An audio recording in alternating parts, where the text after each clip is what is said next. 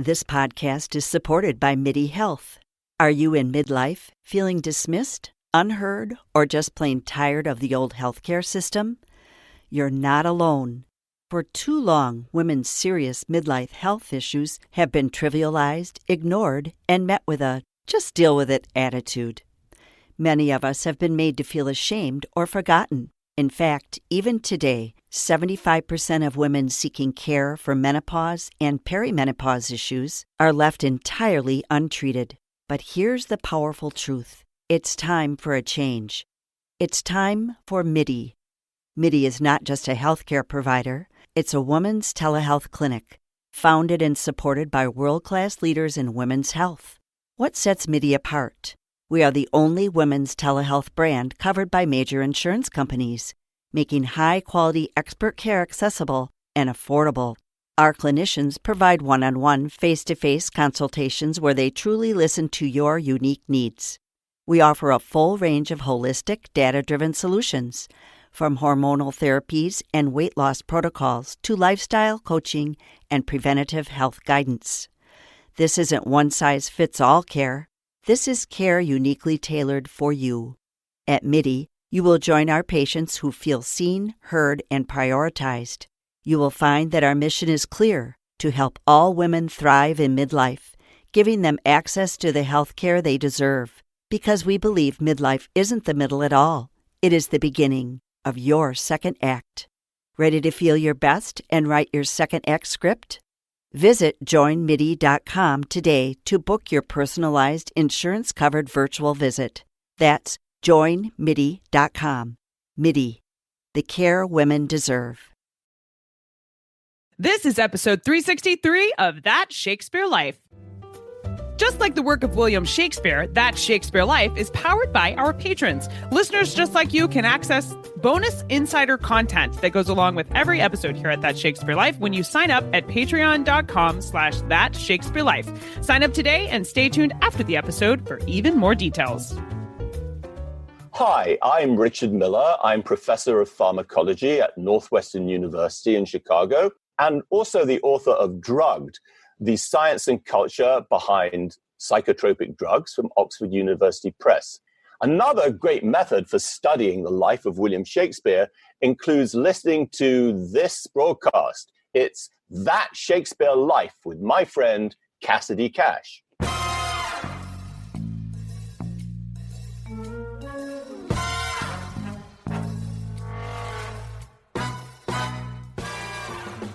The bone dice would have been a little smaller than what were common today because of, what parts of the bones that they were being used from the animal. Welcome to That Shakespeare Life with Cassidy Cash. Cassidy believes that if you desire to successfully learn or perform Shakespeare's plays, then understanding the real life and history of William Shakespeare himself is a must. That Shakespeare Life is the podcast that helps you go beyond the curtain of some of Shakespeare's most iconic works and explore the world of early modern England as Shakespeare would have lived it, learning from the writers, historians, and performers who know it best. And now, here's Cassidy. On previous episodes of That Shakespeare Life, we talked about the numerous early modern card games that show up in Shakespeare's plays, and even that Ferdinand and Miranda are playing the game of chess in The Tempest. What you may be surprised to learn about games is that another form of early modern game playing, the game of dice, comes up over half a dozen times across Shakespeare's works, with references to playing dice, using them to predict the future, and of course, losing at the game of dice. Dice was a huge sport for Elizabethan and later Jacobean England, and here today to share with us this history, what games were played using dice, and some specifics on the history of the actual playing pieces that were used to play dice games for Shakespeare's lifetime, is the expert in these kinds of games from the Historic Games website, Charles Knutson.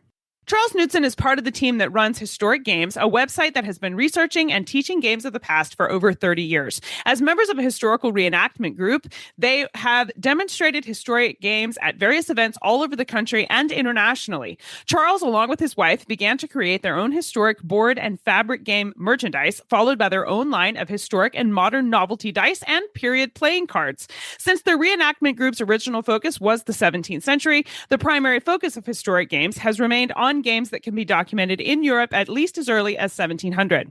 You can find out more about Charles and his wife, as well as access a cornucopia of historic games history on their website, the links to which are available in the show notes for today's episode.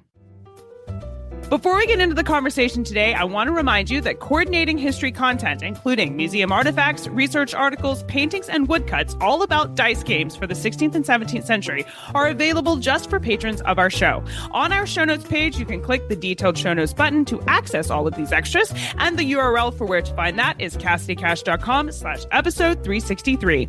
Again, that's CassidyCash.com/episode 363. Patrons, be sure to check out the Patreon page for a special bonus inside today's episode, which is a printable list of games that show up in Shakespeare's plays. And now, let's dive into the history. Hello, Charles. Welcome to That Shakespeare Life. Thank you. Would people in the 16th century have played dice with the same kind of dice that we have today? The ones that are these, they're square and they're 3D and they have a dot on all the sides numbered from 1 to 6. And this is what we think of as a dice and what we play with if we're playing Monopoly or something. Would it have looked that way for Shakespeare's England? That would have been the most common style of die. There are definitely evidence of different shaped dice. There are ancient examples of D20 or D12 dice. My assumption was that they were not used so much for gambling, but for divination. There's also evidence of 7-sided dice in the 13th century that were used for a variation on chess, where you'd roll the dice to tell you which chess piece you could move. Oh, that sounds like an exciting way to play chess. And just for the uninitiated, D20 and D12 here, we're referring to the number of sides on the dice there. Exactly, yeah. Was it standard for dice to have 6 sides as they do today? I mean, you're mentioning that there were 7-sided dice to use for chess, but were dice numbered something other than 6 indicative of something odd? No, they would have been the most common dice, even going back to ancient times. In fact, the modern convention of having opposite sides of a die add up to 7, there are examples of that going back to ancient Greece. What's the most authentic kind of dice to use? If we're wanting to recreate a 16th century dice game as closely to what Shakespeare would have seen or had in his lifetime, what are the particulars we're looking for? Simple wooden dice, bone would have been common.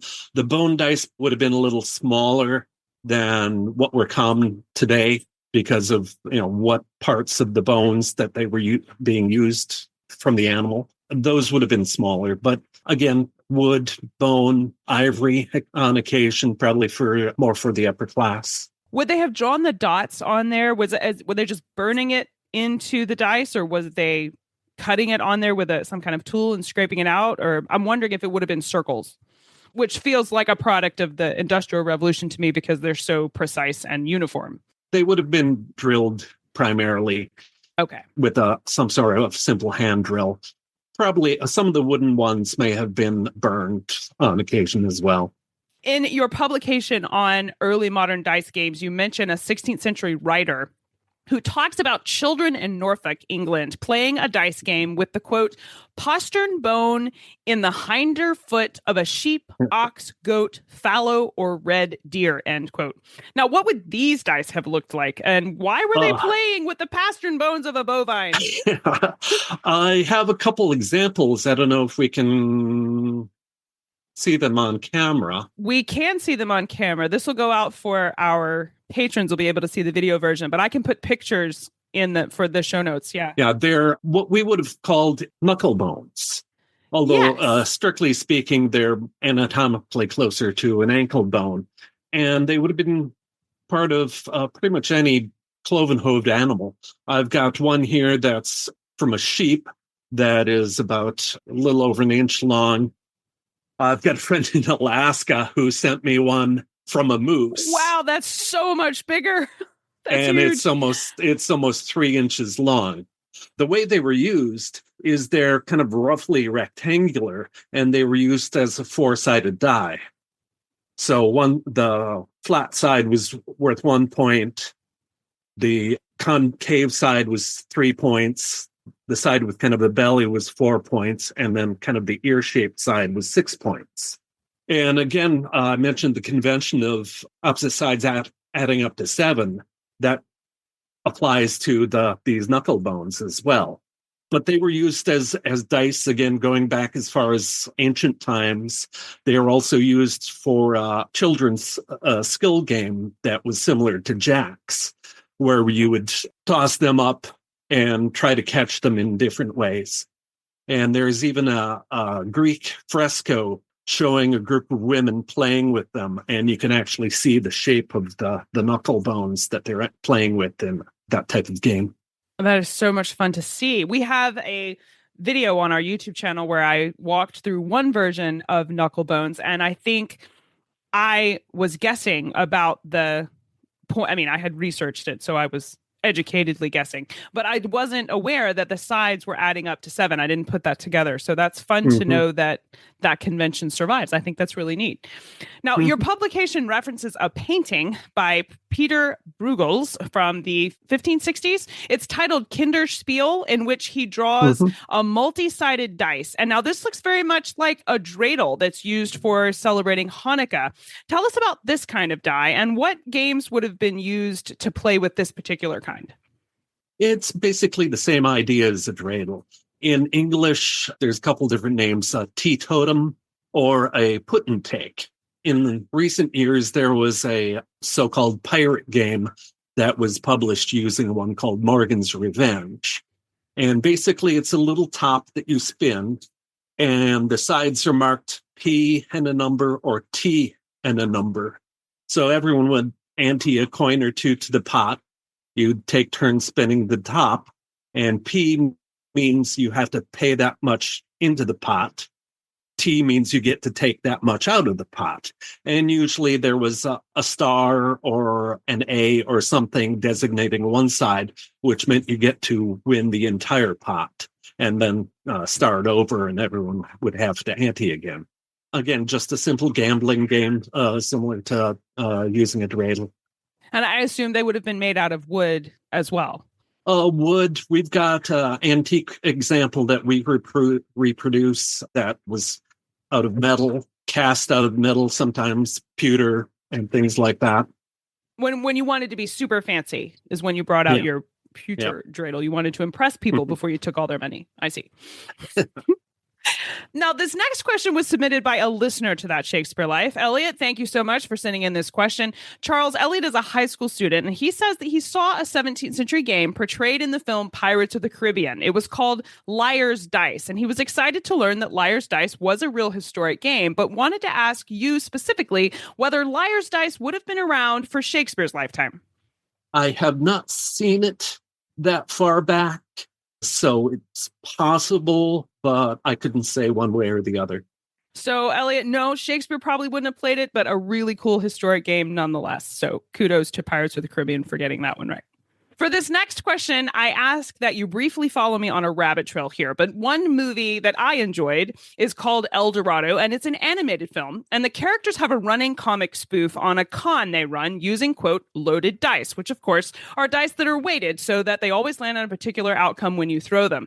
I'll place a clip of this scene from the movie in the show notes so you can follow my train of thought here. But the reason this film fits into our discussion on early modern dice is because the legend of El Dorado began in the 16th century, and Sir Walter Raleigh famously failed to find the lost city of gold. So there's your connection to the film. But despite not being able to find the gold, this reference makes me wonder about 16th century con games that might have used loaded dice. So Charles, please tell us, would there have been loaded dice in Shakespeare's lifetime? Yeah, if I recall, there's actually a reference in Shakespeare to Fulhams. There was a high Fulhams and low Fulhams, which were specifically mismarked dice. High Fulhams would have had extra high numbers, low Fulhams extra low numbers, so that you could palm these dice in during the game to give yourself an advantage, and presumably, again, using sleight of hand to swap them out for the standard dice that everyone else would be using. There's also, it's reference from a 17th century book of bristle dice, where they would mount a bristle from a hog in one of the pips of the die so that it would catch when you're playing on a table with a cloth on it and inhibit it from turning, as well as some other skill-based ways of throwing the dice, where you might hit one on top with the other die to inhibit it from rolling, or tossing them in a certain way so they skid rather than tumble. So there were definitely a number of cons that were dating back. In fact, there's a East Indian legend that makes reference to cons with dice even further back. I'm really excited to dive in and see if I can find some manuals that talk about how to do this, because I know Hugh Platt in one of his manuals talks about how to cheat at cards using a mirror he has you hide in a ring, which sounds complicated to me how you're supposed to but he pulls it off. So it's fun to think that there was skill involved in how to cheat at dice. Like people were serious about their con games. Do you know if there are any primary documents that tell us about real life con men who were maybe arrested for doing this on unsuspecting travelers, or somehow proved to be, run out of the tavern, for example, because, you brought me loaded dice? I don't have any for Shakespeare's time, but I do have a couple of 17th and 18th century books that talk about various cons like this. And sometimes some of the references, it's a little hard to tell whether they're warning the reader or explaining how to for the reader. One of them, the 17th century book, is called The Complete Gamester by Charles Cotton. And there are modern reprints of that are available. That one is fantastic. We've referred to that one on the show before, so I'll place a link to that in the show notes for today's episode, so you can check that out and read all about the dice con games from the 17th century. Now, Charles, I want to ask you if there's a simple dice game from Shakespeare's lifetime that you could share with us that we could take away from the show today as something we could go and try immediately. What's a simple game we could do? Yeah, there's one that I've specifically taught at Renaissance fairs and things, is called Novum Cinque, which is Latin for 9-5. And it's a really simple, easy game to teach. Everyone would ante a coin or two to a pot, and they'd take turns rolling 2 dice. If you came out with a total of 9 or 5, you were out of the game. And the dice would just go around the table, and the last person standing wins the pot. There you go. So now we can play. And when does this game date from? Does it have a year from Shakespeare's lifetime that we can put it to? I have it in our booklet. It's, I believe it's early 1500s is the reference. That's fantastic. We'll place links to Charles's website so you guys can go and look at the list as well. But so, Charles, you mentioned this earlier or made reference to it when you were talking about the D20 and the D12 dice being used more for divination than for playing games, which brings us to the question of playing games, fun games, or even gambling games was not the only use for dice in Shakespeare's lifetime. Dice were used to cast lots or to perform acts of divination or to tell the future as well. Tell us about the different kinds of uses for dice and whether or not the dice would vary. Like, would you use a different kind of dice to cast lots than you would use to play Novum Cinque, for example, or would you have used the same dice for different purposes? Unfortunately, I haven't seen a lot of information on divination with dice during Shakespeare's period. I have no doubt they existed, but to be honest, I've always been a little more focused on the game and gambling aspects than the divination ends and things. We will try to track down some links to information on the divination side of dice if you're interested in that, but definitely dive into historic games to learn how to play some of the games, not only with dice, but with cards as well. So we'll have links to Charles's website where you can learn more about that. But Charles, if we're wanting to dive into this, obviously historic games is the best place to begin. But what are some resources you can recommend for us if we're new to the history of dice games and we're excited to learn more and about the history of how they were made and all of this backstory? What are some places you can recommend for us to begin our search into this part of history? I don't have specific references for Shakespeare, but I do have some favorite books that I like to read. There's a game historian in the UK by the name of David Parlett, who has written the Oxford Guide to Card Games and the Oxford History of Board Games. He doesn't so much go into the rules of the games. There are hundreds of books on rules out there, but he does talk about the history of the games and how they're related, some of the social history that way. I was mentioning Charles Cotton, that's 17th century. I have a 2-volume version with his book and a early 1700s book that has some interesting information on gamblers and games and some of the cons.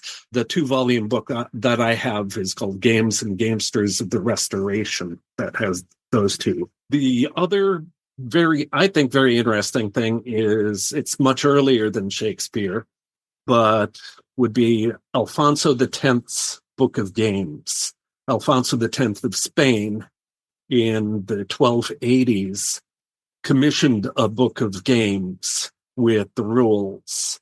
And we've taken a number of the dice games from that for our booklet, and it has a number of different variations on chess games as well as backgammon. A lot of people think of chess as classic period game, but backgammon goes even further than chess. In fact, Henry VIII's ship, the Mary Rose, that sunk, had a backgammon board that was found when they excavated. That's fantastic. We'll have to go see if we can chase down images of that. There's a scholar from Arizona, if I recall, who a few years back translated the complete work of Alfonso X's Book of Games. And that is available online. It may take a little searching. We will place links to all of these resources in the show notes for today, so you can go directly to these recommendations that Charles just provided for you, including our episode with David Parlett, who's been on our show to talk about card games in the past. So make sure you check the show notes to find those. Charles, we ask everyone this next question here at That Shakespeare Life, and that's, what's the one book you would take with you on a deserted island? My friends in England tell me I'm supposed to allow you the complete works of Shakespeare and a copy of the Bible, so your choice would be in addition to those. That's a little like asking who your favorite child is. I know. It's the most difficult question in the whole set. Yes. I used to work in libraries, so. Oh, gosh. But currently, I kind of think it's been a while since I've read any Conan Doyle. So I think I might go back and get the complete annotated Sherlock Holmes. That would be an excellent choice. You would be well set up on your deserted island with that. I think you could probably read it multiple times and not get bored. I like that selection. So what's next for you? What are you working on now that you're excited about? I mentioned those ancient 12-sided and 20-sided dice. I've acquired some blank dice, and I'm toying with the idea of making our own reproductions of those. The 12-sided ones were marked with the signs of the zodiac, and one of the versions of the 20-sided die were marked with a combination of Roman numerals and Greek letters. So again, I'm toying with the idea of putting those out there. Well, I know we will look forward to see what comes next from Historic Games. Charles Knutson, we thank you so much for being here today, sharing with us the history of dice from Shakespeare's lifetime and helping us understand this slice of his life that much better. I appreciate you being here. Thank you. It's a lot of fun. The list of resources and recommendations we've been talking about today, along with more information on our guest and how you can follow the work at Historic Games, is available in the show notes for today's episode. Find all these things at CassidyCash.com/episode 363. Remember, while you're on the show notes page, if you'd like to access the in-depth research that went into today's episode, along with some special bonuses, including museum artifacts, period paintings, and so much more, click on the detailed show notes button from our show notes page to sign up as a patron and access all the extras site-wide at CassidyCash.com. Again, the URL for this week is CassidyCash.com/episode 363. If you'd like to try out some of these dice games for yourself, or even some of the card games, or how to play the Philosopher's Game, the real 16th century chess game, we have complete activity kits for these games available for our patrons. Go to patreon.com/That Shakespeare Life and click on Experience Shakespeare. There you will find an entire library of hands-on activity kits, including game tutorials where we walk you through a video tutorial, step-by-step instructions, and even some printable game pieces so that you can try out some of these games for yourself right at home home, in your classroom, or just there at your kitchen table. Find out more and sign up today at patreon.com/thatshakespearelife. That Shakespeare Life is researched and produced by me, Cassidy Cash. Our audio engineer is Gary Mayholm. That's it for this week. Thank you for listening. I'm Cassidy Cash, and I hope you learned something new about the Bard. I'll see you next time. Bye-bye. Thank you for listening to That Shakespeare Life. As always, the best conversations happen after the episode over at CassidyCash.com. Become a part of a vibrant Shakespeare conversation by adding your voice over at the website. Until next time, remember, when you want to know William Shakespeare, you have to go behind the curtain and into That Shakespeare Life.